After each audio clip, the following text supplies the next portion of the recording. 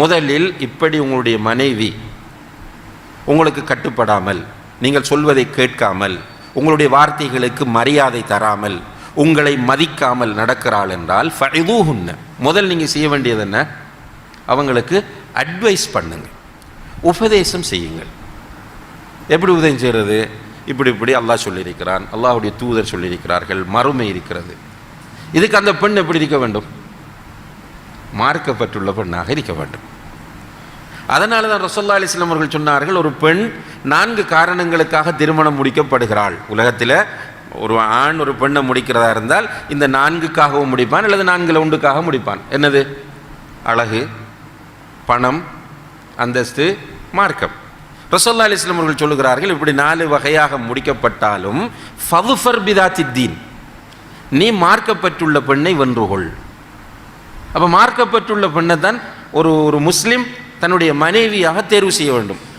அதனால இமாம் அஹ்மது பின் ஹம்பல் ரஹ்மத்துல்லாஹி அவர்கள் சொல்லுவார்கள், நீ ஒரு பெண்ணை பார்க்கும்போது முதலில் அந்த பெண்ணிட்ட அழகிரிக்காண்டு பாரு. விளங்குதா? என்ன பார்க்கணும்? முதல்ல மார்க்கம். ஆனால் இமாம் அஹ்மது என்ன சொல்கிறாங்க? அந்த பெண்ணிடம் அழகு இருக்கிறதா என்று பாரு. ஏன்? நீ போய் முதல் பார்க்குறாய், அந்த பெண்ணிட்ட மார்க்கம் இருக்காண்டு, மார்க்கம் இருக்குன்னு சொல்லிட்டாங்க. இப்போ பார்க்குறாய் அழகா இல்லையாண்டு, பார்த்தா அந்த பொம்பளை அழகு இல்லை. இப்போ இவ்வளோ விட்டுட்டு வந்தா யாரை விட்டுட்டு வராய்? மார்க்கப்பட்டுள்ள பெண்ணை விட்டுட்டு வராய். இது பெரிய ஒரு அநியாயம். முதல் போய் பாரு அழகு இருக்காண்டு, அழகு இருக்கி. இப்போ கேளு அந்த பெண்ணிட்ட மார்க்கம் இருக்காண்டு. மார்க்கம் இருந்தால் அல்ஹம்துலில்லாஹ் மூடி 100 அலா 100, அழகும் மார்க்கம். அந்த பெண்ணிடம் அழகு இருக்கிறது. இப்போ அடுத்தது கேட்குறாய் மார்க்கம் இருக்காண்டு, இல்லைன்றால் விட்டுட்டு வா. யாரை விட்டுட்டு வந்தாய்? மார்க்கம் இல்லாத ஒரு அழகான பெண்ணை விட்டுட்டு வந்தாய். அல்லாஹ்கிட்ட உனக்கு அதில் அந்தஸ்து இருக்கும். இப்போ உண்மையிலேயே இது இப்போ விளங்காது. அதாவது எப்போ விளங்கும்னு சொன்னால், நல்ல குடும்ப வாழ்க்கையில் அடி வாங்கினதுக்கு அப்புறம் தான் விளங்கும். கல்யாணம் முடிக்கிற வயசில் இருக்கிறாக்களுக்கு விளங்குறல்ல. அவங்களுக்கு ஒரு அந்த உடற்கூறுகள் எல்லாம் அப்படி இதாகி ஹோமோன்கள் எல்லாம் சுரந்து எப்படியோ ஒரு கல்யாணம் முடிக்கணும். நிறைய படம் பார்க்குறது, நிறைய மீடியாவில் பார்க்குறது, கேள்விப்படுறது, ஃப்ரெண்ட்ஸுகள் வந்து தூண்டுறது.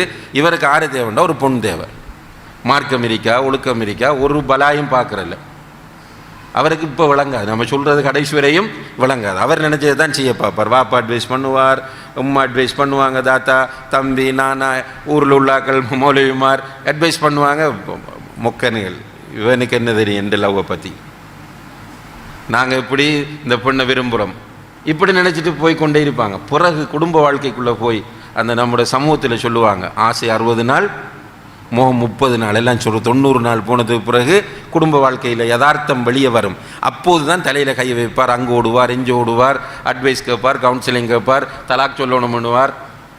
அதனால தான் இஸ்லாம் என்ன சொல்லுது என்றால், நீ மார்க்கப்பட்டுள்ள பெண்ணை மணந்து கொள். மார்க்கப்பட்டுள்ள பெண் மனிதன் தான். அந்த பெண்ணும் மலக்கு கிடையாது, பலவீனமானவள் தான், வளைந்த விழா எலும்பில். அப்போ அந்த பெண் தவறு விடுவாள், சில நேரம் உங்களுக்கு கட்டுப்பட மாட்டாள். ஆனால் அல்லாஹ் என்ன சொல்கிறான் என்றால், அப்படி நீங்கள் பயந்தால் அவளை கூப்பிட்டு உட்கார வச்சு ஃபஇதூஹுன்ன, அவளுக்கு நீங்கள் அட்வைஸ் பண்ணுங்கள். மார்க்கப்பட்டுள்ள பெண் என்ன செய்வாள்? அட்வைஸை கேட்பாள்.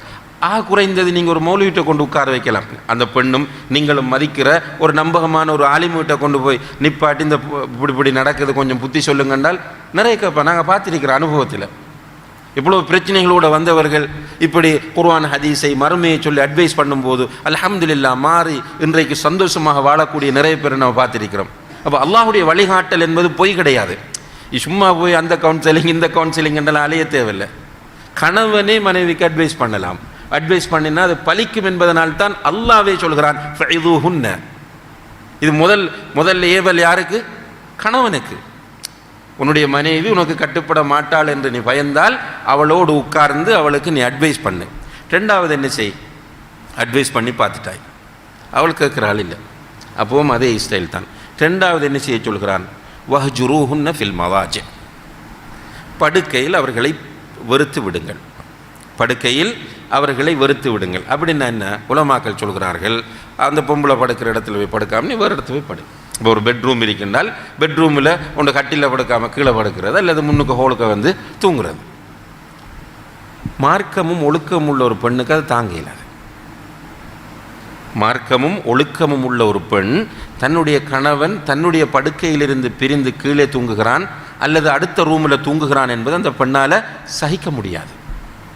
அதனால தான் அல்லாஹு தஆலா சொல்கிறான், நீங்கள் அட்வைஸ் பண்ணுங்க, அதை கேட்காட்டி இப்படி செய்யுங்க, உடனே அந்த பொம்பளை மாறி வந்து விடுவாள். அப்படியும் பலிக்கலையா?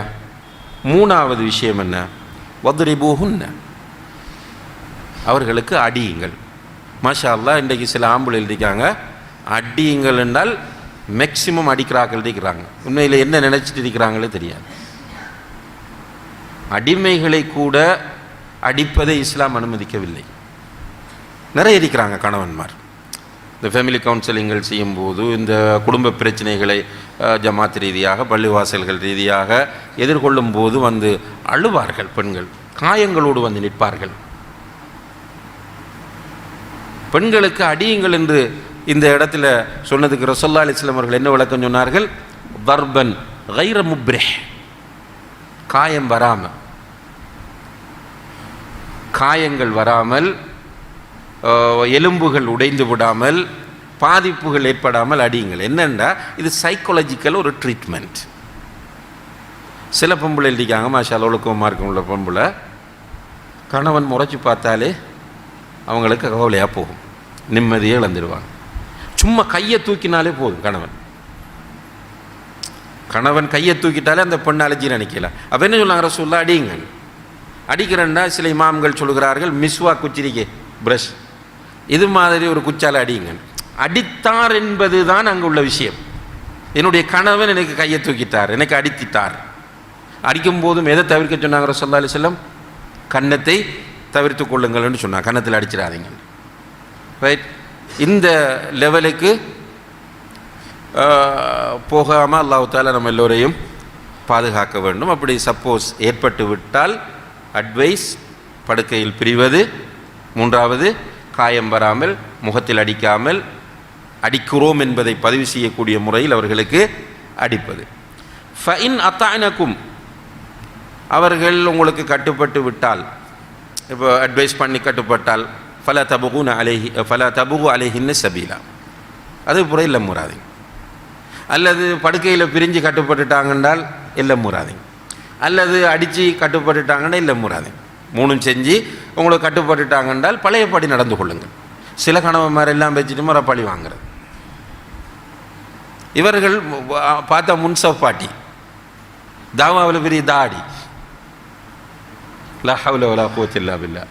அப்போ இஸ்லாம் என்றால் அவர்கள் என்னமோ நினச்சிக்காங்க, அவர் வந்து பள்ளியில் தொழுதுட்டு போனால் பெரிய தாடியை வச்சுட்டால், ஊருக்குள்ளே புரட்சி செய்கிற மாதிரி காட்டிட்டால் நான் முஸ்லீம் உண்டு. முதல்ல வீட்டுக்குள்ளே இஸ்லாம் வரணும். இது குர்ஆன், குர்ஆனுடைய கட்டளை. நான் சுன்னாவுக்கு முக்கியத்துவம், சுன்னாவுக்கு முக்கியம் கொடுத்தான் ஆக வேண்டும், தாடி வச்சு தான் ஆக வேண்டும், கரண்டைக்கு மேலே ஆடை அணிந்து தான் ஆக வேண்டும். அதனால் அதைவிட முக்கியமாக இந்த குர்ஆன் வசனத்திற்கு கட்டுப்பட வேண்டும் என்பதை இப்படிப்பட்ட கணவன்மார் புரிந்து கொள்ள வேண்டும்.